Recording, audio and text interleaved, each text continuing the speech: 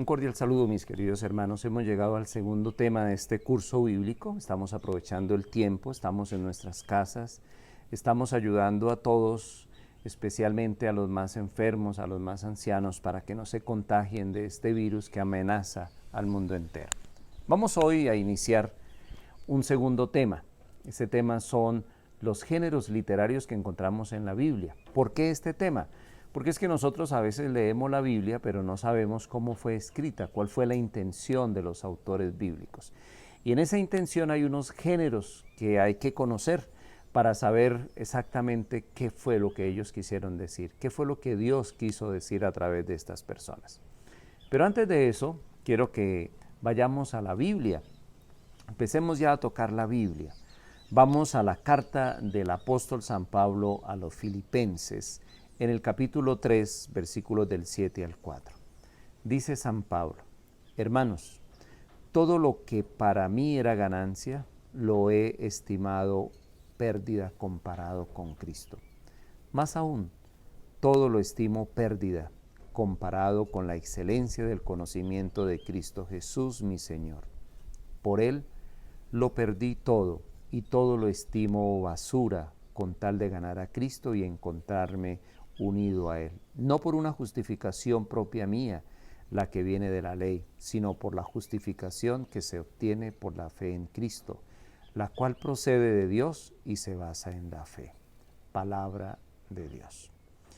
Este texto nos ayuda, mis queridos hermanos, a darnos cuenta que a veces dedicamos nuestra vida únicamente a conseguir cosas materiales, vanaglorias. Pero cuando conocemos a Cristo, todo, dice San Pablo, todo lo estimo pérdida comparado con la excelencia del conocimiento de Jesús el Señor. Gloria al Padre, al Hijo y al Espíritu Santo. Bienvenidos nuevamente, mis queridos hermanos, a este curso bíblico, en este segundo tema, los géneros literarios que encontramos en la Biblia. ¿Por qué hablar de estos géneros literarios? Porque es que si yo voy a la Biblia, por ejemplo, el texto que ahorita estaba leyendo, que es una carta de San Pablo, es una carta apostólica, hay que saber cuál es la intencionalidad de San Pablo, a quién la dirige y cómo redacta esa carta.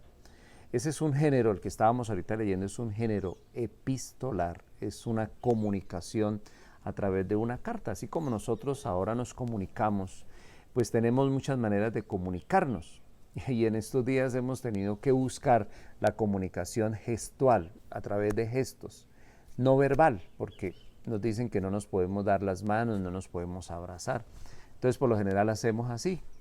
Es una manera de expresarme, es una manera de comunicarme, o a través de la mirada, o a través de una inclinación, manifiesto respeto hacia la persona que encuentro. Pero no estoy utilizando el lenguaje verbal. En la vida de nosotros los seres humanos hay muchas formas de nosotros comunicarnos. Antiguamente, cuando se querían comunicar, mandaban una carta de continente a continente y esas cartas demoraban 3, 4 meses en llegar. Ya después hubo el teléfono, entonces las comunicaciones eran a través de ese teléfono, o si no, después a través de la radio. Después ya entonces vino la internet y ahora pues ya nos comunicamos a través de videollamadas, como lo estamos haciendo ahorita a través de este video, a través de mensajes de textos. Ese texto que ahorita acabé de leer es un género epistolar.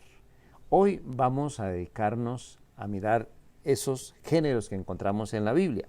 Entonces hay unos géneros que vale la pena que nosotros conozcamos. Los voy a decir rápidamente y después hablaré un poco de cada uno de ellos. Encontramos el género legislativo, también está el género sapiencial, el género profético, también el apocalíptico, el histórico o también el género epistolar o a través de cartas. ¿Qué es el género legislativo? Este género se caracteriza porque nos da leyes, normas.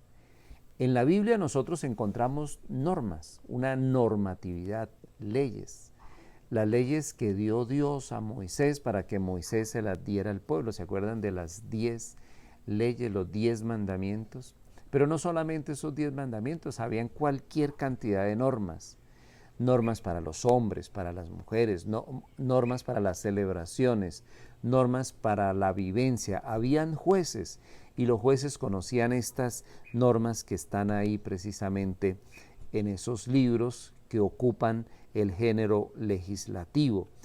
Era necesaria una organización del pueblo de Israel, y esa organización del pueblo de Israel hizo que se tuviesen leyes, y por lo tanto está ese género que es el género legislativo. Se encuentra presente en la mayor parte del Pentateuco. Ya después, cuando miremos la estructura bíblica, vamos a encontrar unos libros, son 5 libros que se llaman el Pentateuco. Así como hay 2 grandes divisiones en la Biblia, que es el Antiguo y el Nuevo Testamento. En el Antiguo Testamento encontramos el Pentateuco, y también encontramos en algunos pasajes del Evangelio, como el Sermón del Monte en el Evangelio de San Mateo. Este género legislativo es muy importante. Es muy importante, ¿por qué? Porque es mirar cómo Dios organiza su pueblo, y ese pueblo pues va caminando lentamente y necesita de jueces, y para que esos jueces puedan actuar necesita de unas leyes claras, como esas leyes que tenemos en este momento de emergencia, que a veces no las acatamos, pero cuando nosotros miramos el sentido de la ley es porque se busca siempre un beneficio. Dios siempre quiso algo bueno para su pueblo. También encontramos un género que es el género sapiencial. La palabra sapiencia, que es una palabra latina, nos recuerda a nosotros la sabiduría. Tiene su origen en el reinado de David y de Salomón. Ahí están los grandes libros escritos por ellos en esa época, donde se quería dar a conocer la voluntad de Dios, que es sabiduría para los hombres. Para hacerlo, pues los escritores, los agiógrafos, encontraron proverbios. Por eso ahí encontramos en ese género el libro de los proverbios, encontramos también los salmos, encontramos la sabiduría. La mejor muestra de este género son los libros llamados sapienciales. Ya después, cuando miremos esa estructura bíblica, así como les hablaba ahorita del Pentateuco, también les voy a hablar de esos libros propios de la sabiduría, el género sapiencial. También encontramos en la Biblia un género que es el género lírico. Ustedes seguramente han escuchado alguna vez que hay músicos que interpretan la lira. Pues bien, ese era el instrumento del rey David. Y tiene mucho que ver este género lírico con este instrumento, y tiene que ver mucho también con el poema, con aquello que en sus palabras hace que una persona se sienta enaltecida. Se utiliza para expresar sentimientos que se han despertado a través de las diferentes vivencias del pueblo en su relación con Dios. En la medida en que el pueblo va reconociendo esa experiencia de Dios, le canta, le alaba, le hace poemas, especialmente el rey David en los salmos. Para hacerlo generalmente se vale pues de la poesía.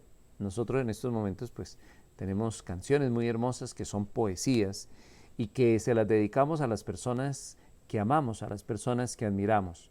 En la Biblia nosotros encontramos poesías dedicadas a ese Dios que es bueno, que es grande. Se habla de un Dios que es como un buen pastor, un Dios que cuida, de un Dios que acompaña.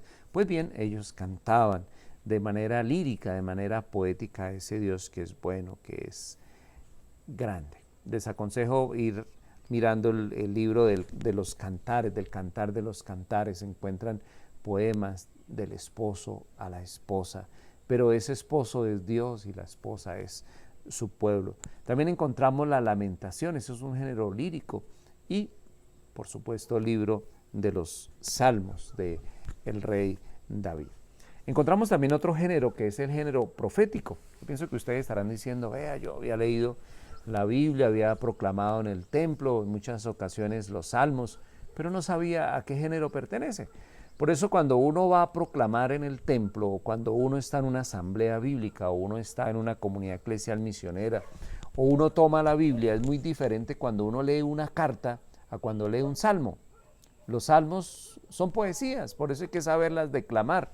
Así como cuando nosotros en las novenas recitamos los gozos, esos son coplas, tal cual. Entonces, cuando nosotros tenemos un salmo, es una poesía que le estamos dedicando a Dios, por eso se hace de manera diferente, pausada, casi que cantada, comunicada, dirigida a esa persona que es Dios.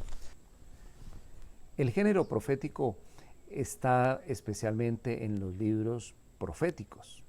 Nosotros en la Biblia tenemos profetas mayores y profetas menores. Es un género predominante del Antiguo Testamento, presentado de tal manera que Dios quiere hablarle a su pueblo, quiere presentarle unas profecías y también quiere denunciar los atropellos hacia ese reino de Dios. También encontramos otro género que es el género apocalíptico. Nosotros sabemos, a veces pensamos que el género apocalíptico es el del fin del mundo. No, el género apocalíptico nos presenta a nosotros simbologías. Hay muchos signos ahí, pero nos quieren plantear una esperanza. Esa esperanza es la esperanza propia de Dios, que no nos quiere dejar a nosotros en el abandono, sino que nos quiere presentar un cielo nuevo y una tierra nueva. Llegaremos a ese género cuando miremos el libro del Apocalipsis. También encontramos el género histórico. Es el género que más abunda en la Biblia, por eso casi la mayoría de libros tienen este género y es usado para contar la historia del pueblo de Israel, del pueblo de Dios. Como nosotros sabemos, primero hubo una tradición oral. Los antiguos se reunían a hablar con sus hijos, con sus nietos y les contaban, era una tradición oral, historias que se contaban, narraciones. La narrativa es muy importante en la Biblia. Ese género histórico está muy presente, especialmente en los libros de Josué, Jueces, Samuel, Reyes, Crónicas, Esdras, Nehemías, Macabeos y también en el Nuevo Testamento, pues lógico, en los Evangelios y en los Hechos de los Apóstoles. Y también encontramos el género epistolar. Precisamente hoy empezábamos con esa carta a los Efesios, es el género epistolar.